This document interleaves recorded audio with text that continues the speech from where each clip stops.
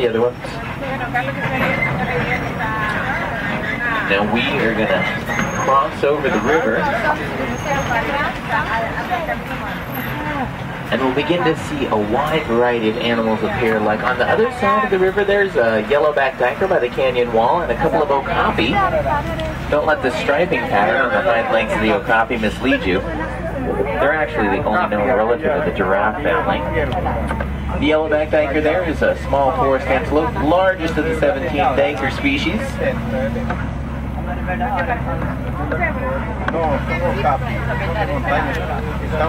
Now, up here on my side of the truck, behind the bamboo, I believe I saw some greater kudu.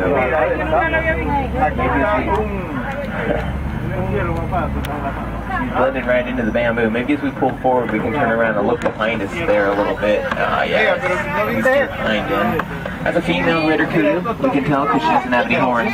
Just the males of the species carry horns. Well, we're going to circle right on around the old watering hole. It's an important gathering place for many of the animals here in the reserve, and it's usually our best opportunity to spot those rare species of the big, powerful black-red nocturus. Who's that big black one? It looks almost like a vulture right over there.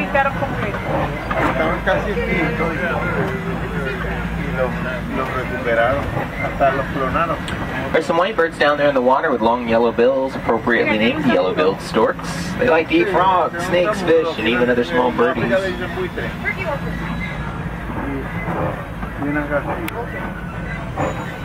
Well, there's a big black rhinoceros up on the bluff behind that outcropping of rock. You can just kind of see its back, maybe get a glimpse of its ears.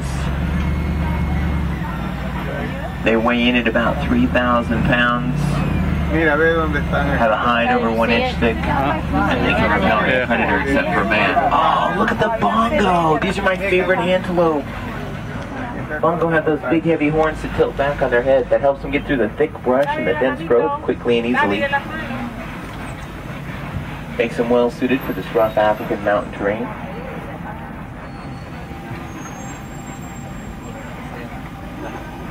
Bongo are so rarely seen in the wilds of Africa. They're known as the ghosts of the forest.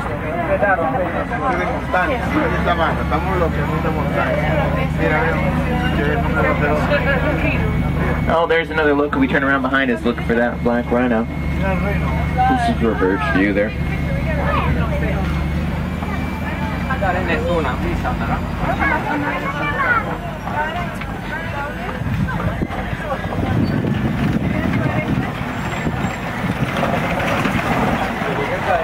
Well, we're going to head on down the South Bay River and see if we can spot some Nile hippopotamus.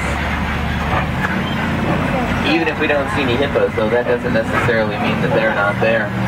See, the Nile hippopotamus spend a good majority of their days submerged under the water, keeping those big bodies of theirs from really overheating. And when hippos are submerged, they can hold their breath about 5 to 8 minutes at a time.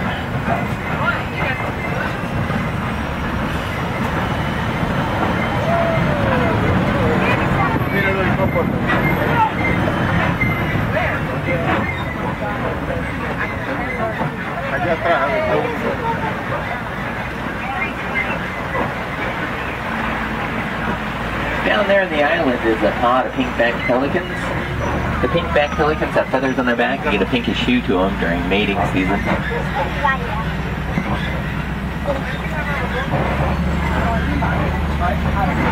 Oh, and there's a bloated Nile hippopotamus. Let's get up here so we can get a good look. Oh, there they are. Can you see them?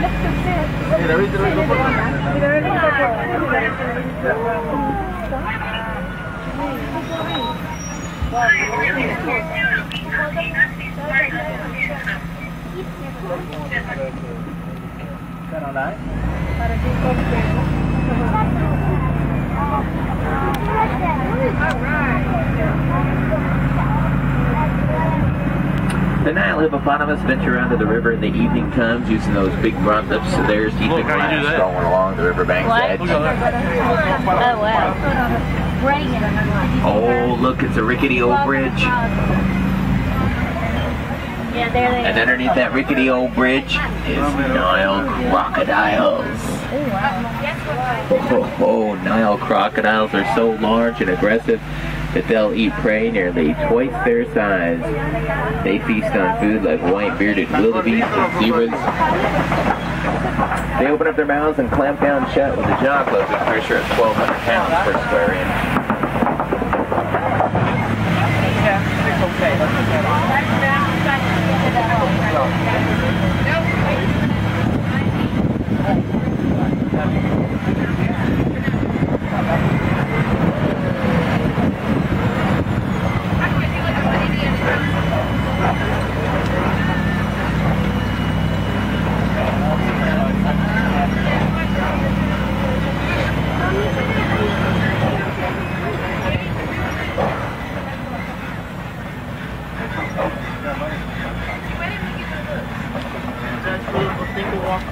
Well, we're going to head off into the savannah, completely different ecosystem with completely different animals. And speaking of different, check out the ancient baobab tree. It's called the upside down tree because its branches look like roots sticking up into the sky.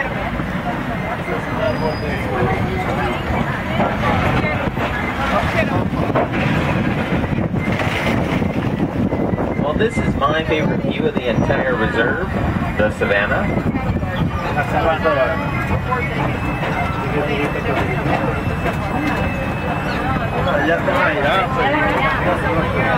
That's right, the Serengeti grasslands stretch for hundreds and hundreds of miles across East Africa. It's the superhighway for many millions of migrating animals like white-bearded wildebeest and zebras. It's also home to our more famous residents like lions and elephants. It's all part of the wild Africa we've been working hard to protect, conserve, and save.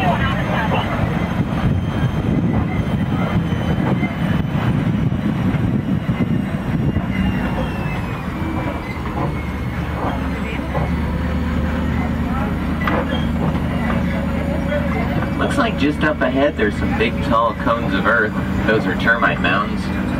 Termites will mix together dirt and saliva, and then it'll bake in the hot sun and get so hard that elephants will use them as scratching posts. Once they're worn down, the antelope will come by. They'll stand on top of those mounds and use them as lookouts to try and spot lions and other predators might be hiding in the tall grass.